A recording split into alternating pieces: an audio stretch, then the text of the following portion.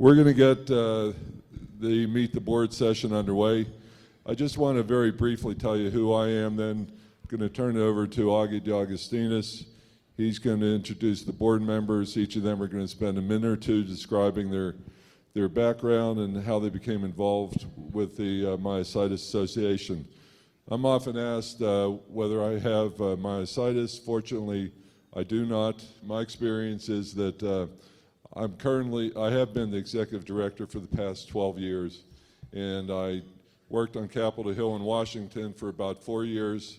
I worked as a hospital head for about 5 years, running 2 departments within the hospital, and then I spent about 15 years working with nonprofit organizations before joining the Myositis Association staff in 2002.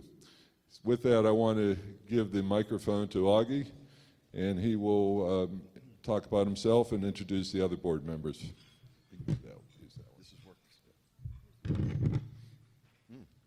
Good morning. Can everyone hear me? Well, I want to thank you for, first of all, being here in Reno at the conference. I appreciate the effort of everyone to come out here, and did everyone think that they're coming away with something that they didn't know before? On the first day, I made mention of taking a sip of water out of a fire hose. Now, was that pretty accurate? Were you just kind of inundated with information? I just want you to know that once you get home, you've got the opportunity on our TMA website, www.myositis.org, to go on there and kind of revisit the conference all over again. We've got all the presentations. The PowerPoint presentations are loaded up on the website. Some of them have handouts that were not distributed on paper but are available in PDF format for you to view. And the videos too of those sessions that were video recorded, they will be available for you to look at as well. So let me just give you a little bit of what I want to do right now is just go through the board and introduce them, and I'll start with myself. My name is Augie DeAugustinis, and my wife Leslie and I, who you've probably seen this weekend running microphones around in those sessions and collecting evaluations. We live in Gainesville, Georgia. I have inclusion body myositis. I was diagnosed in 2008. I'm a retired captain from Delta Airlines, and I have been on the board now. This is my 4th year, my 2nd year as chairman. So I want to just make brief mention of some of our board members who are not here. We have Bill Prawl, who had to leave. He is a caregiver. He has a wife who's in advanced stage of IBM, and he had to leave early to return home to take care of her. He's a contractor from Phoenix. And Pat Zenner is our vice chairman, and he lives down in Naples, Florida, and he also is a caregiver. He has a wife in advanced stages of IBM. And Dr. Todd Levine, who was here but had to leave last night, who I'm sure many of you saw his presentation on dysphagia, he's also on our board. And who did I miss that's also not here? Oh, Craig Patterson, he's our treasurer. And he himself is a patient and in advanced stage of IBM and cannot travel very well. So he's an accountant, lives in Kansas City. And so now I want to just go down the board, and we'll start down here with Doreen. Good morning. My name is Doreen Cahoon, and I have been on the board for 2 years now. I do not have the disease myself, but my father had IBM. He was diagnosed about 25 years ago, and well, probably almost 30 years ago now. He had the disease for 25 years. We lost him a few years back from complications, not from the IBM itself, but from complications. My siblings and I, we all helped to take care of our dad, and it was obviously, it's hard to watch someone go through something when you feel like there's not a lot that you can do for them other than to try and make them comfortable. After we lost him, the first conference we went to together was the conference out in Las Vegas, and we just really enjoyed meeting other people who we could talk to, who understood what we went through as caregivers and what our father went through as an IBM patient. And after being there, I just really wanted to do more, to help more, and to, just be a part of hopefully finding the cure or a way for people to live longer, better lives with this disease. And I think the fact that you all can come here and talk with each other and learn from each other and get to see the doctors and find out about the research. And just in the 4 years since I've been coming to the conference, there's already, more hope. There are more drugs that they're testing that are proving hopeful, and I just really enjoy being a part of this board. Everyone on the board, they're courageous people. They're caregivers. They have the disease themselves, and I just feel honored to be on this board with all of them. And I hope that we all get to sit here one day and talk about the cure for these diseases. And that's really my story. So thank you. My name is Terry Anderson. My wife has IBM, diagnosed in 2008. She's the one on the travel scoot, has been doing interviews about that scooter throughout the conference. I want to talk to you about that later. I'm an Air Force retiree, and then I went into corporate America for another 20 years. We live in the Baltimore area, just south, and I got interested in TMA as soon as we knew what myositis was. I'm also chair of the P&S Committee, Programs and Services Committee. I would like to encourage you to spend some time with that survey that's been distributed, because that's how we're going to plan our next year or two, reacting to that survey and trying to incorporate your suggestions into the programs and services that we provide to the membership of TMA.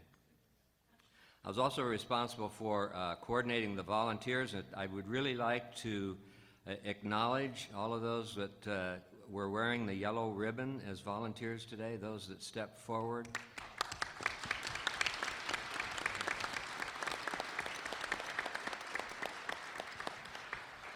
If you are a first-time attendee this year, next year you won't be a first-time attendee, and we'd love to have you step forward and volunteer to do some of those tasks, because it just makes the conference go so much smoother when we have good, dedicated volunteers, which we certainly did this year. Thank you. Good morning, I'm Marv Lawwasser. I have IBM, diagnosed in 2008. My symptoms go back to at least, or recognize back to 2001, and feel I'm lucky to still be up and getting around. I'm a retired physician. I did infectious diseases up in the Milwaukee area, and newly on the board for this past year, and I'm on Terry's committee, Programs and Services, sort of interested in developing some informational stuff about assistive devices. And I'm also on the Provider Relations Committee with Renee, who must be down at the other end. Right. Oh, there you are. You got one. Good morning. My name is Mary Ann Moyer, and in past years, when I've identified myself here on the board, I've said I have polymyositis. And as I guess we've heard through a number of the presentations this year, the lines between saying I have polymyositis or dermatomyositis are beginning to blur a bit. And I have to say, I've told a couple of people this, I think these conferences are amazingly valuable. And last year when I attended and I spoke with Dr. Lisa Christopher Stein, and she said, how come you've never been to the Johns Hopkins Center to have your polymyositis treated? And I said, oh, I don't need that. I've got poly. I know I've got it. We know how to treat it. It's all just going fine. And she said, well, I think you ought to come. And I did. And what I found out is I'm one of those blurred lines. I still have to concentrate to say I have immune-mediated necrotizing myopathy, and I have the anti-SRP, which is signal recognition particle antibody, which completely changed my view of my disease, my understanding of my disease, and the way that we're treating it. And so while Augie says we're being fed a drink by a fire hose, in some cases that's true, but in other cases we're getting those delicate sips of, oh my goodness, what valuable information. So the conference has been a big influence in my willingness to be part of TMA. My first conference was 2006. As a result of that, one of the ladies that I met at that conference, Barb Cluting, she and I discovered that we live close to each other and that there was no support group or kit for Keep in Touch within our area. The two of us sat down, planned it out, and we now have one of the largest kits in the country, and it has become a big part of our life. So the kit and the TMA exposure and involvement that I've had have been one of the factors that has helped me to deal with this disease, because it is knowing people like you, the people in our kit, the people at TMA, the doctors, the online chats, things like that. I have hope, and I just want to say thank you all for everything. And as long as I'm saying thank yous, I'm the one that asked you to do the text to donate, and we've had over $500 donated so far as a result of just having said that the other day. So thank you all for that too.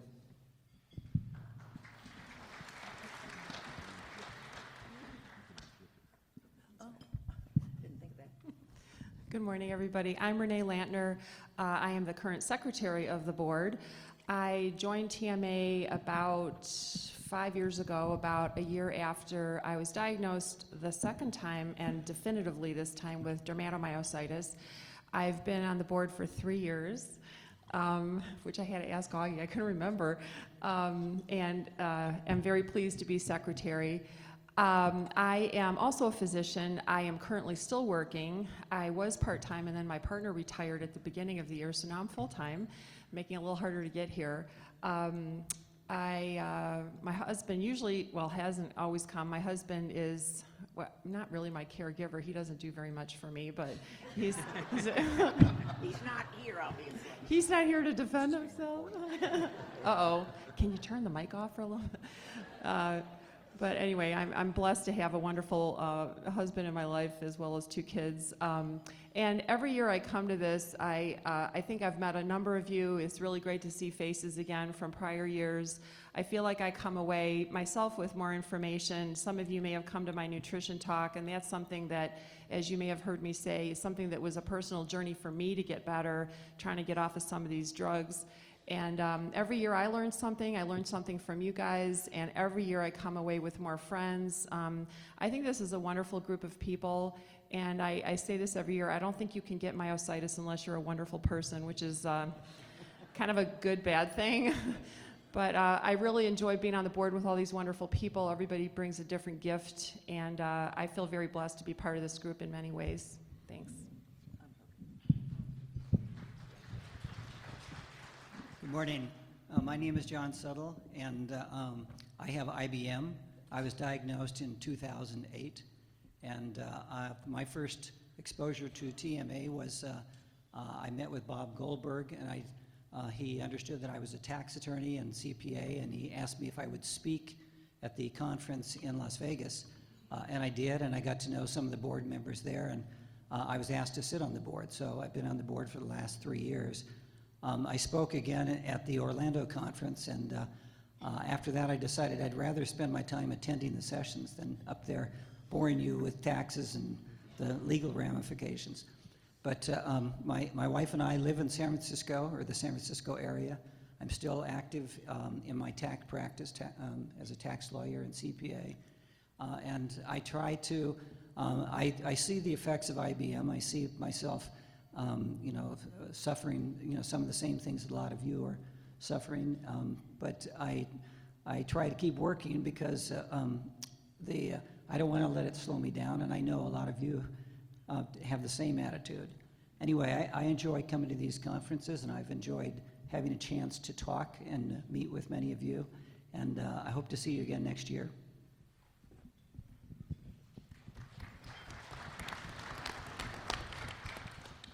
I'm Bob Wortman. I'm a semi-retired rheumatologist from New Hampshire, And you heard my story yesterday. I got involved with TMA, being asked to be on the medical advisory board, I think maybe 11 years ago. And when I went through, had the opportunity to serve my full and plus an extra year in that capacity, I then joined the board. And I think you heard enough from me yesterday. So. Good morning. My name is Dale Scott, and I am a new member of the board. This is my first year. I was asked to sit on the board. And I was diagnosed in 2007 with PM, and I've done quite well. One of the reasons that I come to the conference every year, because that first year after I was diagnosed, I got all of the information. And this is like a lifeline to me, because when your doctors don't know what's wrong with you, or don't know how to treat you, or don't understand your symptoms, when you come to a conference like this and you can talk to people who experience the same thing or who are going through the same thing, it really bonds you together. And I come every year because I meet people every year, and I look forward to seeing them every year. I look forward to seeing how they're progressing, and that helps me. I have volunteered with TMA because I can, you know. We all think we can't do anything, but there's always little things that we can do. And this has become an important part of my life. And I'm just honored to be a part of the board. Just honored to be here with all of you. Thank you.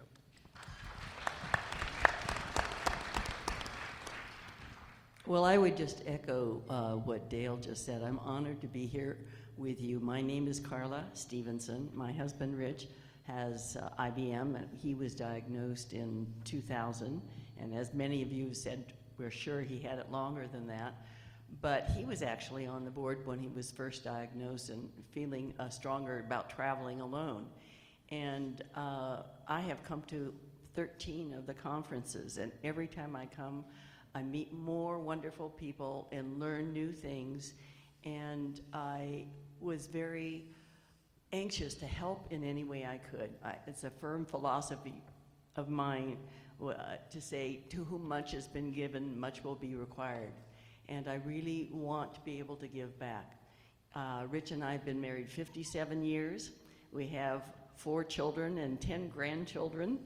And I spent the first part of my non-at-home mothering life as a full-time volunteer for a foundation. I currently volunteer for several other organizations, and I own my own business in design and build, so I'd be glad to help anyone who wants to do anything for their designing their handicapped accessible bathroom. And I have never met a more dedicated, warm, and giving group of people in any of the other organizations I've been part of than the people here on the Myositis board. And I feel, as I said earlier, really honored to be part of it. And I'm glad to see everybody that I have missed all year long, and I look forward to seeing you next year.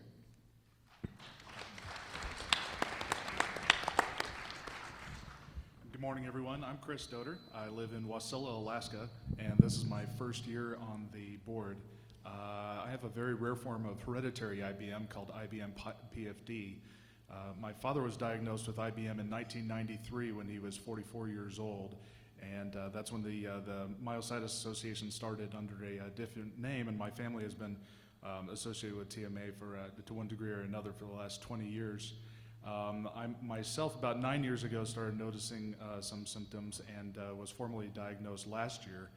I am an active duty Air Force pilot for the next 3 months. Because of my disease, I am being medically retired, and I am looking for a job if anybody's hiring.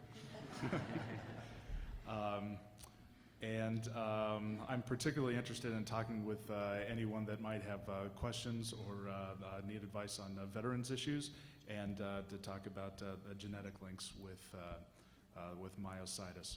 I don't know about you, but the number one thing that I get from coming to these sessions is the personal connection, meeting with other people, and the sense of being able to feel normal around other people, where us having rare diseases in every other part of our life, we are the exceptional case. So I'm very glad to be here with all of you.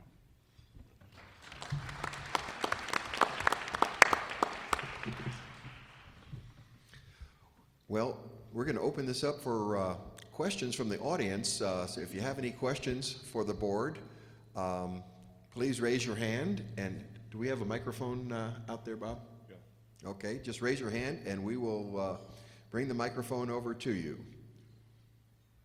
I see one way in the back and I see one down front here. Actually, it's hard to see anything with these lights glaring at us. Is it on? Yep. Mine's fairly easy. How can we, short of being on the board, volunteer? Say that. How can we volunteer to do something for TMA between conventions and short of being on the board? Short of being on the board. I like that qualifier. Well, there are opportunities, and I think the best thing to do is just let staff know who you are, where you live, and we could possibly get you plugged into via your local support group. I don't really know, Bob.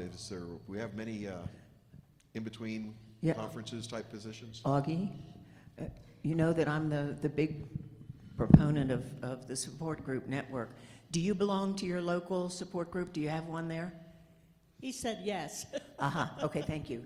Because that is the eyes and ears of TMA out there in the rest of the world. And I say that now, it's not just the rest of the country, the US, but we have support groups forming in Canada, and we've even had some talk of them overseas. The idea is that when you've got something like a Myositis Awareness Day coming, or any other time during the year, anything that your support group can do to raise awareness in your community, whether it's something huge, and I will say it's huge to do something like a golf tournament, or whether it's something small, like writing a letter to the editor and saying, it's Myositis Awareness Day, or whether it's just that you're wearing your myositis t-shirt or hat or something like that. Anything that you can do to raise awareness, you will find that somewhere along the line, someone's going to walk up to you and say, oh, you know, I think that's that weird disease my mother has or my aunt. And what you've just done is help us to help them. And sorry, can I just say one other suggestion too, is all of us in this room can do this fairly simple thing, is we all have physicians, some of us have physical therapists, and what I would strongly recommend is if you don't have a brochure about TMA, at the very least, well, we can get them to you, but you can just take your smartphone, your iPad, or just print something off of the TMA website and just present it to your physicians, the nurses in the physician's office, the physical therapists, the occupational therapists, chiropractors, acupuncturists, anybody that your dentists, anybody that you interact with in the pseudo-medical or medical field, because sadly and embarrassingly as a physician myself, I find that a lot of the doctors, even though they know about myositis because they're taking care of me, they don't really know as much about TMA as they should, and they don't propagate the information to other patients. So everybody in this room can do that, and it doesn't take that much effort. You just, next time you're at your visit, just bring something about TMA and just remind them. Two other things we should mention. If anybody has a unique skill that they think can help TMA, we'd like to know it. We have a staff of 4 paid employees.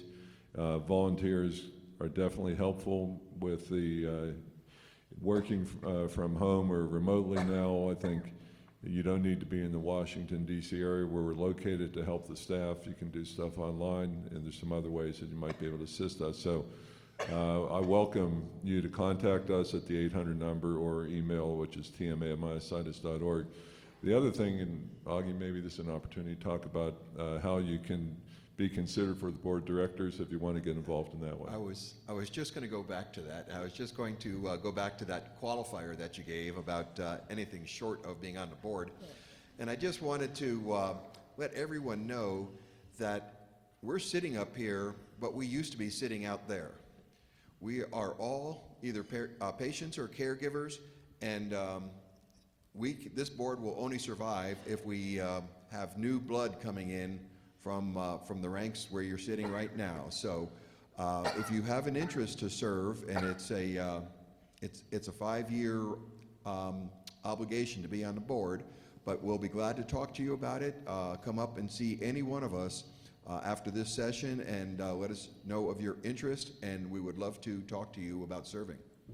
Augie, would have one other thing. If you're in a KIT group and you're wondering if there's other folks out there who don't know about your KIT group and about TMA and myositis, you could go back to your physician with a GIT card, get in touch, and provide your name and email to them to mention this to their other patients who might not be aware of TMA and the KIT groups.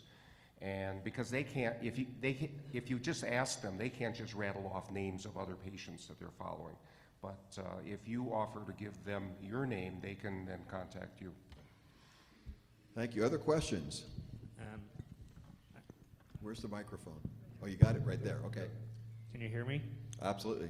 Okay. A number of years ago, a large survey was sent out to TMA members, the MyoVision Children's Nationwide Survey. A patient survey, yes. I keep getting asked at our local KIT group when these results are going to get published. Do you have any update on that? I'll take that. Go ahead, Bob. The MyoVision survey was designed to build a patient registry. We ended up with 1,850 submissions. The data was cleaned up. The registry is now closed.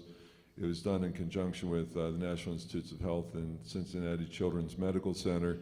The individuals at those two institutions are now analyzing the data. I expect there will be reports. Actually, in November, the American College of Rheumatology has a meeting, and there's going to be an abstract presented there. Once that's presented, there will be some published information, and we will share with the TMA members as well. Thank you. Right on here. Has the hotel for next year's conference been selected? Yes, it has. Other questions? We're going to be announcing that in just a few minutes. Augie? Can you hear me, Augie? I hear a voice, but okay, right in the middle. Go, you're on. It's on? Okay. Augie, how often do you call your board together during the year, and where do you meet? Well, we have 2 face-to-face meetings each year. One is held just prior to the conference, which we had on this past Wednesday, and then we'll have another face-to-face meeting in January. And then we have 3 other conference calls during the year. Now, we have several committees. We have the Programs and Services Development Committee and Finance Committee, and they each meet once a quarter, but it's conference call. And professional relations. I'm sorry, Renee. So yes, it's mostly through conference calls that we meet, and we only have 2 in-person meetings. One is at the conference, so all of us plan on attending that. Other questions? Hello. Right, okay. Mine's a frivolous question. Did Myositis Dan make it to Saratoga? Well, that's my area of expertise. Yes. Though there are a few others who know a little bit about horse racing. Answer is Myositis Dan ran at Saratoga 2 weeks ago, and he did not win, but he ran a good race, and he will be running probably in the next few weeks. For those who don't know, very briefly, the former governor of Kentucky, who owns a breeding farm, named 3 of his horses with the word myositis in it to bring attention to the disease. He's been a very generous individual. He also has agreed to share half of the net earnings of Myositis Dan with the association. Fortunately, it turned out that the other 2 horses didn't turn out to be very much, but Myositis Dan is a stakes horse and has been getting some press attention for the association, and as he continues to race and earn money and hopefully win some stakes races, he'll probably bring a lot more attention to the cause. So. Just to piggyback that idea, we're from Troy, right outside of Albany and Loudonville. Saratoga's in our backyard, and one of the things that we should know is even though the horse didn't win, every time they mentioned the 10th race, which is the race he ran in Saratoga, the Off-Track Betting Association and Saratoga itself, every time they talked about that race, they pinpointed Myositis Dan, why he was there, why his name was Myositis Dan, and I've never heard Myositis named on television so many times. It was absolutely great for awareness. Can I just say something really quickly too about that? That's great to hear because I was very thrilled to see him race and win at Arlington in Chicago, which is where I'm from. But the announcers kept calling him Myositis Dan, which is, and for those of you gardeners out there, Myositis is a forget-me-not flower. So I was like, oh. So that's great to hear. Thanks for telling us. Oh, Jan, do you want to say something about? Just mention Oh, well, she can mention herself. Well, no, other than the fact that I saw him race and win also at Lexington and at Churchill Downs. So looking forward to his continued winnings. He's a beautiful horse. Whether you're into horse racing or not, just to look at him and it just really, yes, it's wonderful. I think she has the next question, I believe. That's fine, go ahead. I was wondering if on the TMA website, if you have a location where people who have blogs can put the links, because I met a lot of people here who have blogs, and they're blogs about dealing with the day-to-day, kind of the stuff that we do in our little individual groups when we break out for the different diseases. And I think it would be really great to have a listing of all the blogs or web pages that people are keeping, so we can kind of stay in touch with each other that way. I would encourage everyone to put that on the internet discussion forum that's on the Myositis website. So for anyone that doesn't know, the TMA's website is myositis.org, and then at the top banner under the community bar, if you hover your mouse over that, it'll drop down and there will be a link for the TMA Internet Discussion Forum. Community forum. Yes. And so on there is a fantastic opportunity to continue all of the discussions that you all have been having this week with each other and with physicians and with the board. Continue those discussions for the rest of the year, and there's some fantastic information that people share there and just the personal connections that people meet there. And several people have shared web links that they have for their own personal blogs, and gotten a lot of appreciation from other members for doing so. So please do that. I would also just say, on behalf of the caregivers or myositis partners, whichever you choose to call it, there is a specific link on Facebook, through myositis, specifically for IBM caregivers. And I've been on that several times. In fact, I have about 10 messages on my computer that I haven't been able to get to, but it's a really good website because people are sharing not only good ideas but also sharing a little bit about how they're feeling, and it's been really valuable. Okay, in the back. One thing I'd like to do first is thank whoever was responsible for the little book called Myositis 101. It's a terrific resource. Every medical professional that I deal with has received a copy of Myositis 101, and it's answered questions and got us on the same page when we move forward. My question, however, has to do with the fact that Myositis Awareness Day is coming up on the 21st. Social media has kind of blown up with another organization that has a challenge out there, and they've raised a lot of awareness for themselves. I offer a suggestion for how we can raise some awareness that uses one of the resources that we have, which is our KIT groups, our local organizations. In St. Paul, where I come from, there is a local television station local television show called Twin Cities Live. They have to fill an hour every day of local happenings. This is a tremendous time sink. It's a tremendous opportunity for us. They're looking for local people and local stories. I suggest to you that the story of someone in their town with myositis, IBM, PM, or DM, around September 21st, Myositis Awareness Day, would be a terrific opportunity for outreach, a terrific opportunity for us to raise awareness on a very local basis. I look to the board to offer some information to us, knowing that you'd get about 3 minutes in order to make your case on most of these television shows, press releases so that we could make contact with these radio stations, some bullet points, some information that we could use in order to inform people about myositis, and perhaps some ability to tell them to link to our website would be, I think, a way to raise awareness. It may not be timely for this September 21st, but I would urge that by next September 21st, we have made contact with our local television shows and have found a way to get on there and talk about our issue.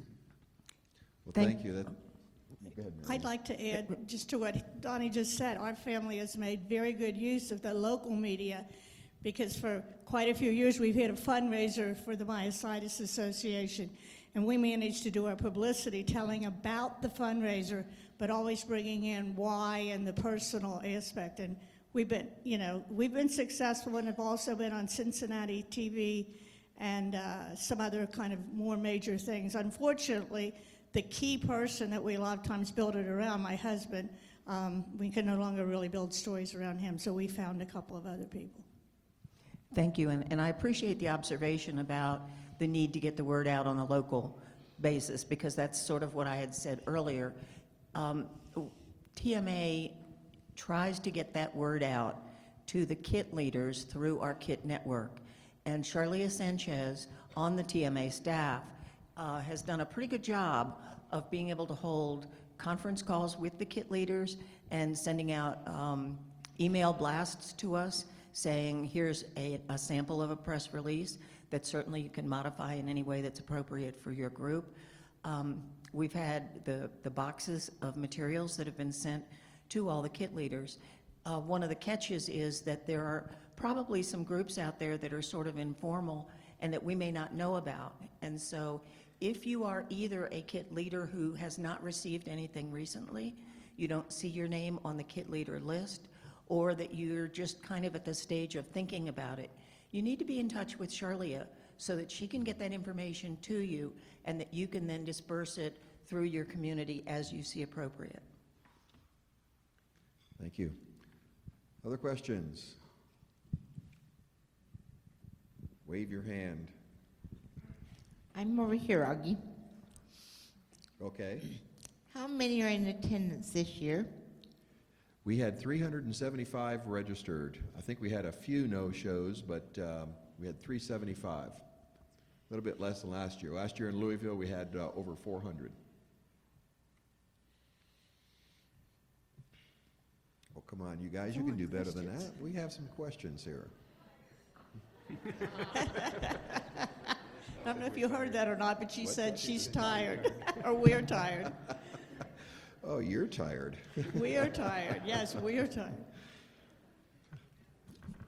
Anybody want to make Okay. any suggestions for topics for next year, or something you would have liked to have seen different? Right. Is there We anything that done? you didn't see that you would like to see? Here I come.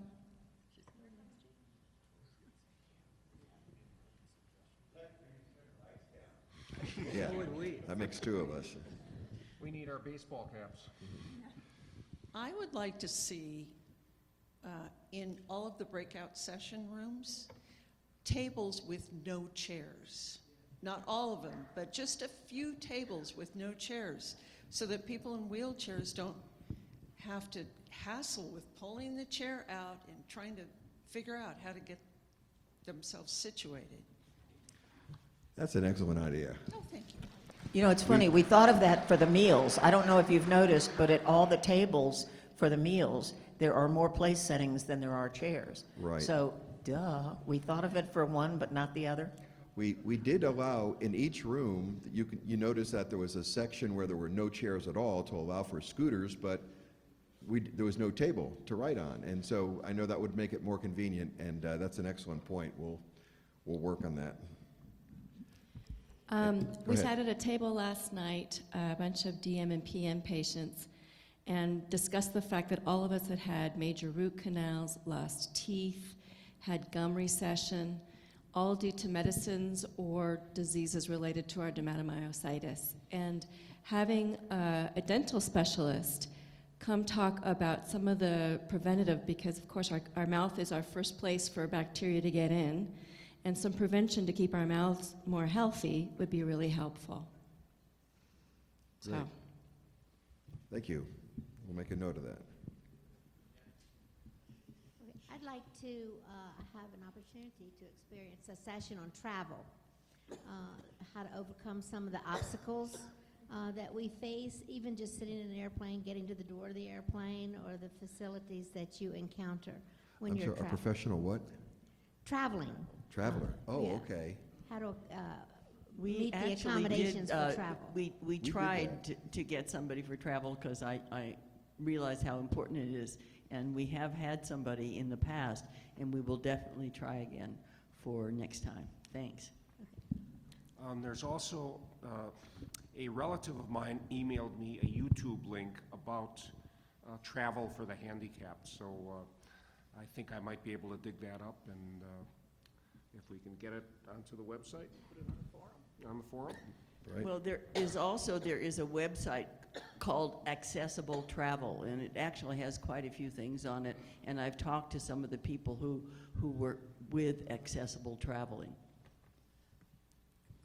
I'd just like to say that in several of the caregiver groups that I attended, members mentioned that they thought it would be good to have someone speak on the topic of depression, because I think in a lot of cases the patient and the caregiver have to deal with that.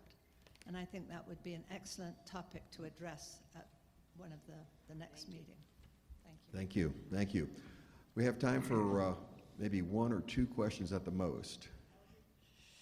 Right down in the middle. We've had different discussions on dysphagia, and we had a cookbook out there on cooking for dysphagia. And I was wondering if it'd be possible to get somebody that might be able to come in and give a talk or a demonstration on different ways and means of cooking for those of us with dysphagia. That's a good suggestion, too. Okay, I have an idea. I've thought the last few years. My name's Christy. I have DM. I would like to have a meeting for just women, and maybe the men would like to have a meeting with just men, just so women might feel a little more comfortable speaking of medical things with just women. I don't know, am I the only one that feels that way? You mean like an informal breakout session discussion group? We'll certainly consider that. Hi, my name is Donna. I would love to see us partner with an assistive device company that maybe could come in and bring some just basic devices that we kind of use across the board, whether it be seat cushions or toilet seat risers or the little car devices that either can be ordered, and maybe we can get a partnership so that they can contribute to the TMA a percentage of the sales, or we could place orders here and have them shipped to our home, something like that. I think that would be great. That's a good idea. You know, one of the problems is that being an orphan disease, it's hard to get the attention of these companies, these big companies that you know, provide those devices. But we can certainly look into that. Bob, do you want to add? I think one of the objectives on the Program and Services Committee is to really put together a database of all of these kinds of things. Devices, vendor information, reviews, and ordering information, all of that. But you know, you guys out there have a lot of stuff that you've created on your own, and those things would be good for us to put into a database of that sort.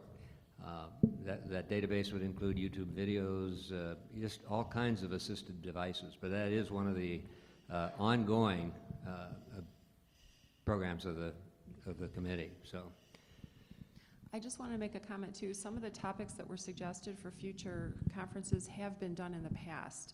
And so some of the people here that have been in prior conferences, you might recognize some of these topics. So what I would encourage all of you to do is on the website, you can go back to prior annual conferences like the one you're at now, and if you click on them, a lot of the, many of the lectures that were given will have a PDF or the PowerPoint slides or maybe something that might help you find some information that you were suggesting, or just in general to go back and see other topics that we're not, as Marianne and I were just chatting a little bit, we can't do every topic every year, even though they're all important. Okay, last question. Yeah, like the lady in the previous question asked about devices, to have some connection with that. I think we could have a topic on that on our website that links us to any of those type of devices so that it would go to one place and explore all these different devices. But my main question was, I'd like to know more about the finance situation of the Myositis Association, how much money we need, we would like to have, maybe not need, but we would like to have for research, et cetera.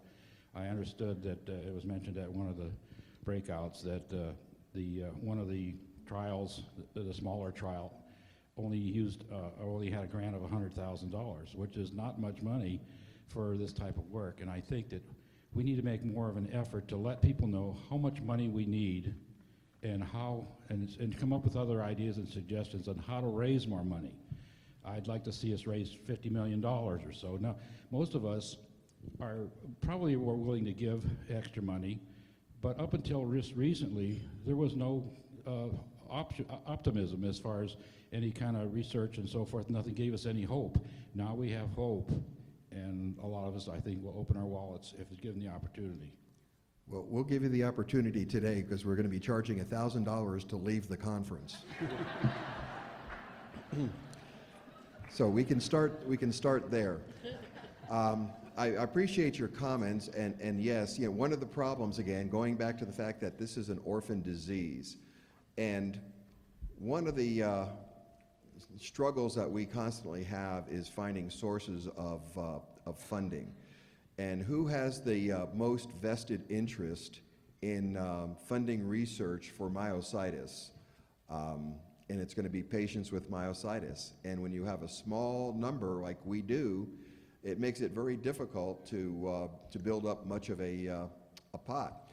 One of the things that we do encourage, and if you haven't already done, one of the things that you can do is sign up for our Legacy Society, and that is by putting in your IRA or your life insurance policy, setting aside a small donation for TMA at your passing, and then that can add up to a significant amount down the road. It's nothing that's going to help us today, but we've had some recent bequests that have come in that are going to be a real shot in the arm.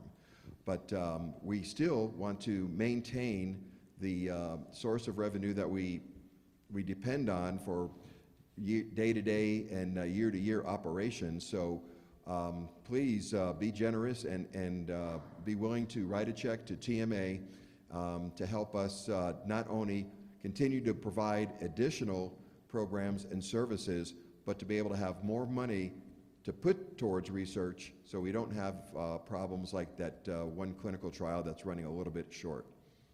So I thank you for those comments. Augie, let me address the research program, but while I talk, one of the board, please leave the stage because we're going to go on to the next session here.